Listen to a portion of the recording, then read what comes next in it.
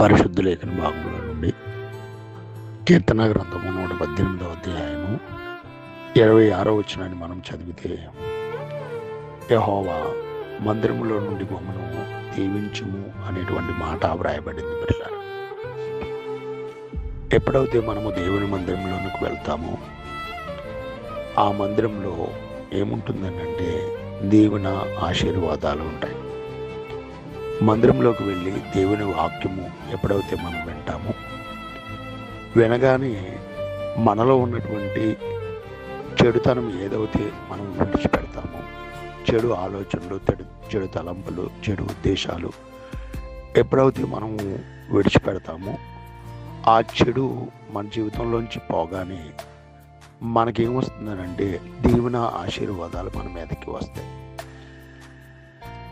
మరొకటి, ఎప్పుడైతే దేవుని మందిరానికి వెళ్ళి దేవుని మాటలు వింటామో, ఆ మాటల ప్రకారంగా జీవిస్తామో, బైబిల్ గ్రంథంలో ద్వితీయోపదేశ కాండంలో ఒక మాట ఉంటుంది, నీ దేవుడైన యెహోవా మాట మీరు శ్రద్ధగా విని నేడు నేను మీకు ఆజ్ఞాపించినటువంటి ఆజ్ఞలను అనుసరించి నడుచుకునేలా ఈ దేవునులన్నీ మీ మీదకి వచ్చును అనేటువంటి మాట. ఎప్పుడైతే మనము దేవుని మందిరానికి వెళ్ళినప్పుడు ఆయన ఆజ్ఞల ప్రకారం నడుచుకుంటే కంపల్సరీ దేవుని మన మీదకి వస్తాయి.